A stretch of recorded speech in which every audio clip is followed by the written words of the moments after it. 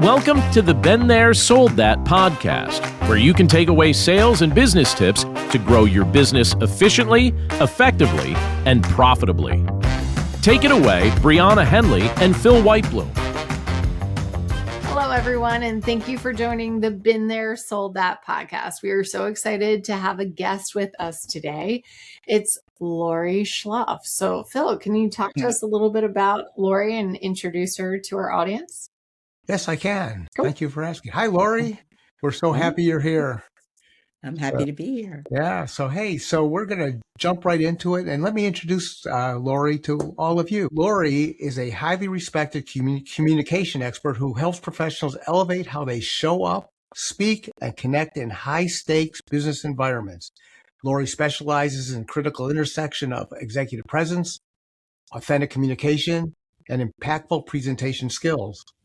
Her work focuses on helping leaders project confidence, credibility, and clarity, what many refer to as executive presence, which is the ability to command attention, earn respect, and influence outcomes through how you communicate and carry yourself.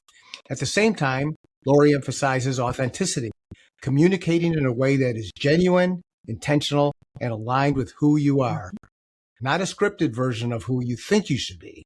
In today's conversation, Brianna and I are going to break down what executive presence really means by asking Laurie those questions, what authenticity looks like in real-world communication, and the top ingredients that separate average presenters from truly effective communicators, those who connect, influence, and drive action.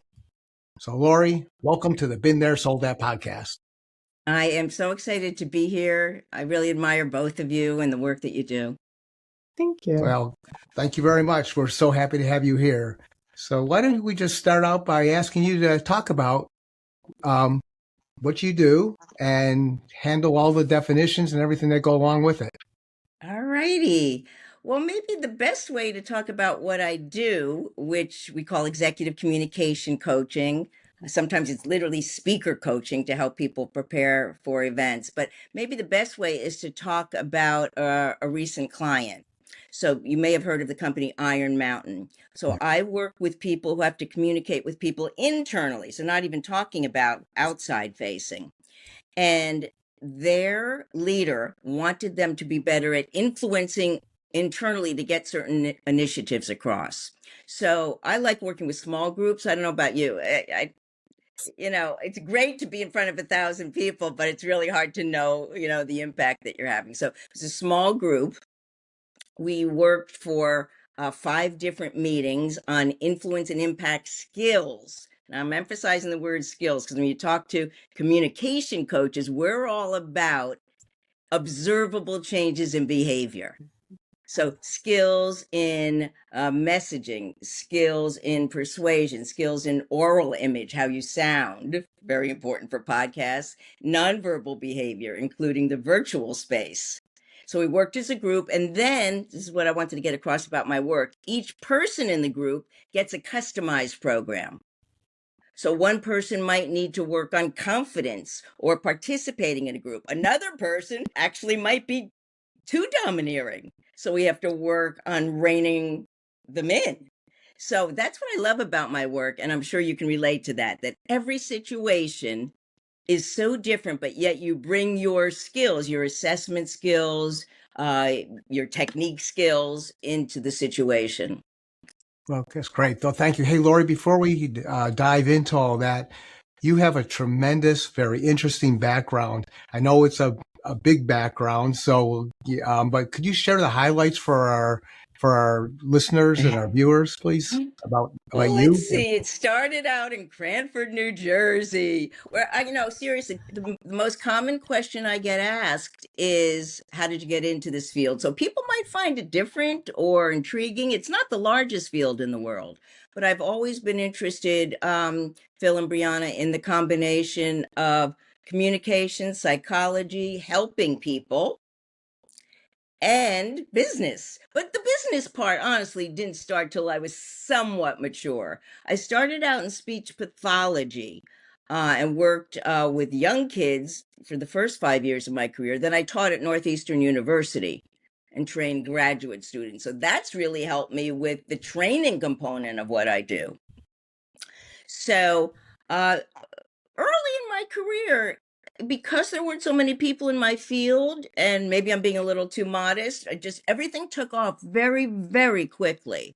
I had great mentors as well. And within the first few years, I wrote 2 books. Now, at the time, book publishing was very, very different. The publisher decided if they wanted to give you what's called an advance, if they wanted to pay for you to write. So it's very different now because it's only like the very famous people get advances, or people who are proven writers. So my 2 books came out. I think one you can see in the background, that's on male-female communication. But the one that's most popular is called Smart Speaking. And that's, I guess, a classic in the field. I've been wanting to update it, and I always joke the sequel should be Stupid Speaking. And through again, another difference was everybody who wrote a book went on what was called a publicity tour. So I was on a lot of shows, and a year after I published the book, I was on Oprah, and she had a show called I Don't Like the Way I Sound, and she had people come on the show who didn't like their voices, and I tried to help them like that on national television. So That's so awesome. So those are some of the highlights. But the real highlights are seeing the progress with clients and hearing from clients. One thing about getting older and wiser is hearing from clients who you worked with a long time ago and seeing how they're doing. Very cool. Very cool. So, Brianna, what questions do you have for Laurie? Well, first of all, I love that you were talking about working with groups and working with executive groups who have a lot of conversations with people internally, and that how important that is, that you're paying attention to things such as, nonverbal, domineering, that, you're somebody that's just speaking and people either might not receive it, or you're just taking over all conversations that you're in, and that you're actually able to understand that and bring that out of people to help them understand that, these are skills you have to hone and skills you have to pay attention to. It's not just going out there and speaking, letting it drop and peace out. There's so much more that goes to it. So I am super intrigued about more, and I can't wait to read the Smart Speaking. I have not read it yet, but I can't wait to read that, because I feel like Phil and I, we speak all the time. It's constant. We're, somebody asks us, Yep. speak. We're doing this, in the podcast as well. And I had a bad speaking engagement just this past weekend. Oh, let's hear what Hear about happened. it? Can I be the Yeah, and thanks for being vulnerable. I don't know if I'd say the same, but go ahead. Yeah. At this point, I feel like there's certain things that I feel comes very easily to me. And I feel like we all do. We almost all have like our little areas of genius that we're like, oh, this is easy for me. Might not be easy. It's easy for me. And I got the yips. And it was with a bunch of students from the age of 13 to 18, inner city kids. We were showing up on behalf of a nonprofit. They were playing football. It was this tournament, 7-on-7 tournament. And they allowed us to come in and speak specifically about mental health. And I had a speaker ahead of me, and these kids only have like a 10-minute span. Okay. So speaker spoke ahead of me, and then it was my turn. And I have done this presentation, no joke, like 4 times just this past week. And I rehearsed it and kind of tweaked some things in the shower. Then when I was walking the dogs, that day, Good for you. like I thought I had it down. We're good to go. And then I got in front of them and I asked one question and I got feedback. And then I went to go ask another question, and I shouldn't have done that. I shouldn't have asked a question for them to provide me feedback because of the setting that we were in. We're sitting outside. They're sitting in the stands in front of me. And it was like asking the one question was fine. But then once I asked the other question and people were shouting back, it took a while to kind of bring them back in, get it settled down. Right. And then by then I was kind of like, I was off. So it ended up fine, but I didn't handle it well. And that's not like me in that type of situation. So.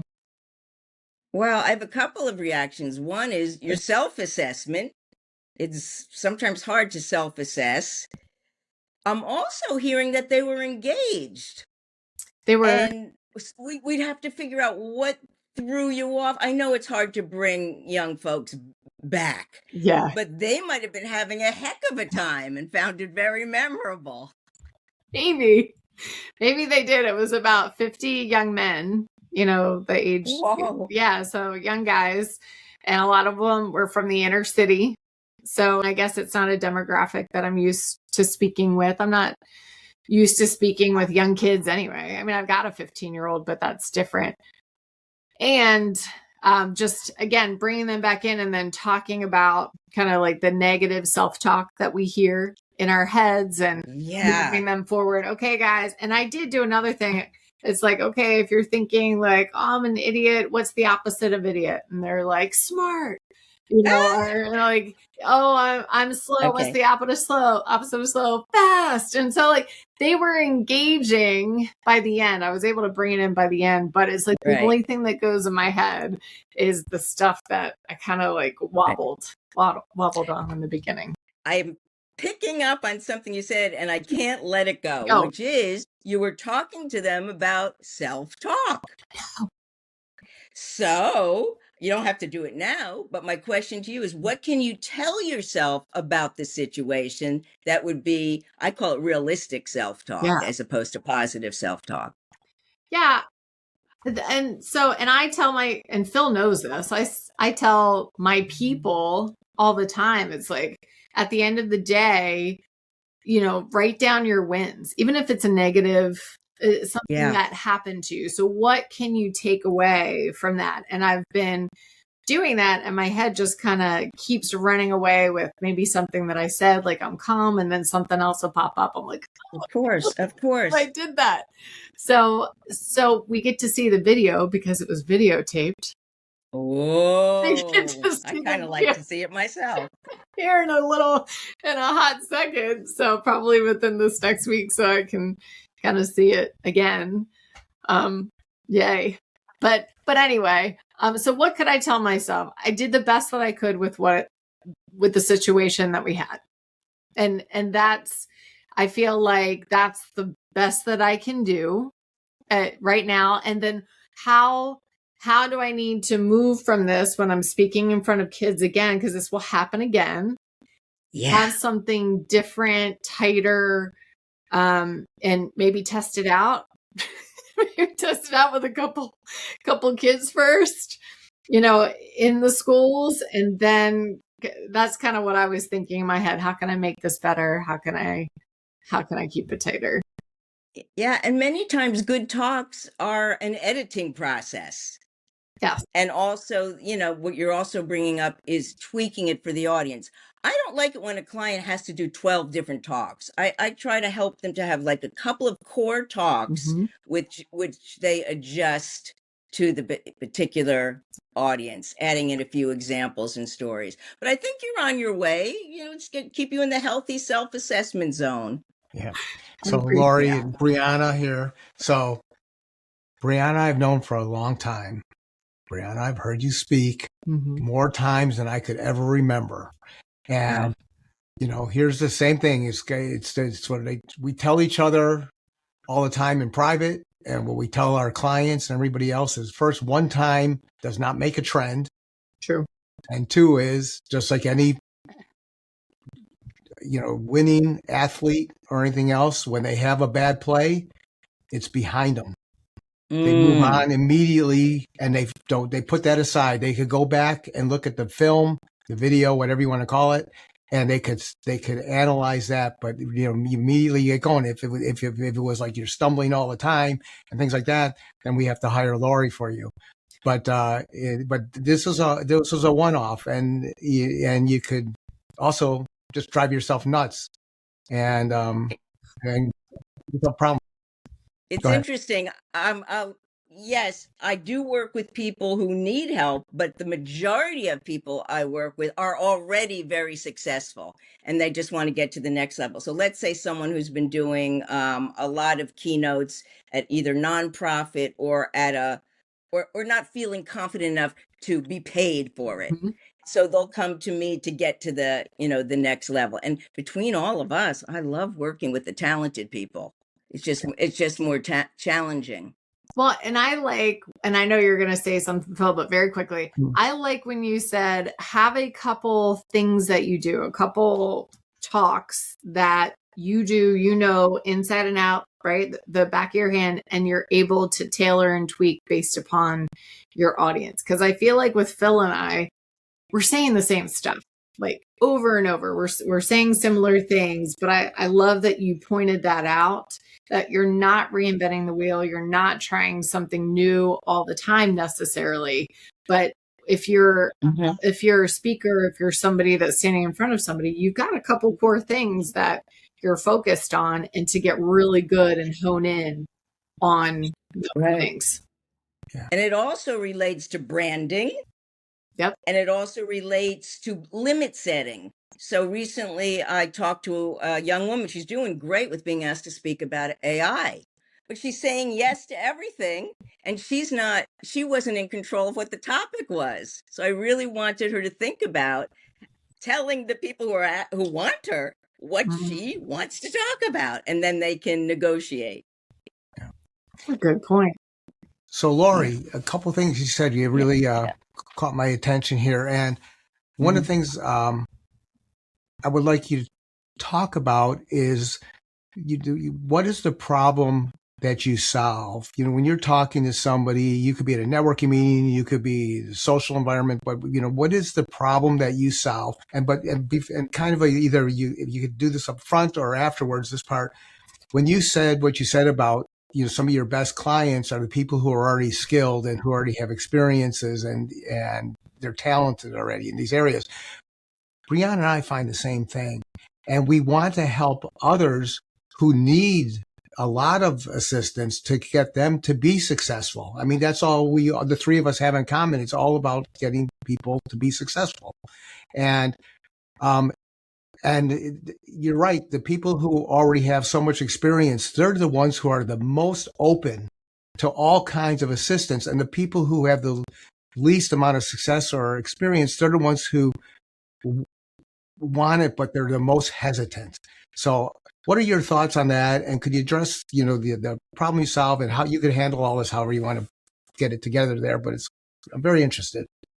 Okay. So again, remember, I'm hired for results, and sometimes I'm hired for very quick results. Meeting someone on a Monday who's just not in good shape regarding a board meeting they have on Friday. And wow, I'm hired for. And if they're good, I get more business. So the essence of what I do is asking the question, what does this person need to do? And by do, I mean observable behaviors. Say, sound, and look like and interact in a way that will help them to achieve their goals. So almost always I start with, what's the goal? And, and who are the listeners? You had a great story that you started with. And what are the key pieces of advice that you could pass on in this kind of one-way conversation out to our listeners that they should really concentrate on to be a quality communicator? Well, first of all, just being aware of, which I've said several times, the essential components of communication. What is my message? Is it organized, structured, influential? Second, how do I sound? There are people who just don't come across as competent in the way that they sound. And that includes, I'm getting very technical here, speed, fluency, the smooth flow of thoughts, their speech clarity, Later on, I'll be seeing a person who's totally understandable in English. He just wants some refinement. And because of my speech background, I'm able to handle that. It's a very technical skill. You look like you had a Well, no, thought. I like that you mentioned that because it's not just, I mean, all these things that you're talking about are so important, right? Being organized, structured, influential, it builds to the confidence. You know, what are you going to say? What is the sound? What do you look like? How do you interact? And then if you are someone who might not be as confident about your accent or how you're conveying your message, to be able to call you and work with you, because sometimes that right there, I mean, I feel like that could be a little bit sticky for an executive, is like, you know, I've got a French accent or an Indian accent, or there's something going on there. And I feel like people aren't receiving me the way I want to be received. So being able to work with you to kind of tailor that and just to change, because usually it's just a couple little tweaks that how words are being said, or maybe the cadence or something, an accent. So I didn't even think about that until you said it. I'm like, that's huge. That's huge. Thank you. I'm glad it's a very technical skill. And there's so many components to communication. I'm talking about what we can control. But for example, I have a client who's from Asia and finding herself in the deep South. Ooh. Working for a large company, and she's trying to observe, which I think is great, cultural differences. Yeah. So there's many things, and you know a lot about organizational behavior and all that. I tend to focus more on the human behavior, but I of course want to be conscious of everything that affects, you know, a client's comfort, confidence, and how they're perceived. I love that. So what are the different ways that you work with clients? So we heard one-on-one and group. What other? Yeah, one-on-one and group. And I'd say the sessions are straightforward. I have a toolkit called the Presence 26 Toolkit. You know, hopefully we'll all collaborate someday, and I'll share that with you and your clients. And that, again, here I am saying the same thing again. It's tried and true tools in messaging, oral image, nonverbal behavior, and interactive skills. Interactive skills is bigger than ever because people are wondering, how the heck do I keep people's attention in a virtual meeting? So true. Right. And leaders aren't trained on how to run great meetings. And I view it as a fundamental. So most sessions consist of the techniques, learning the techniques, and applying the techniques to upcoming situations. That's awesome. How do you work with people that they don't handle it well when somebody throws them a curveball in the middle of whatever they're doing? They could be just doing a presentation speech, but they could also be at a board meeting. They could be presenting their case, and then somebody throws them a curveball, which is a very diplomatic way of other things I could say.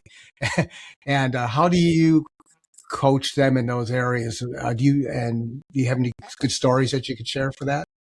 Well, that's a good point to bring up, because that is a very, very common concern. So you will hear clients say, I'm good when I'm prepared, but if somebody throws me a curveball or asks me a question that I don't know what they're talking about, or it seems like a dumb question, what do I do? It all starts first with mindset, which is, no matter what happens, I know my stuff. I've prepared my stuff, we hope, and I can handle it. Now, the way they handle it is important. So, for example, and again, it's all technique, accept, redirect.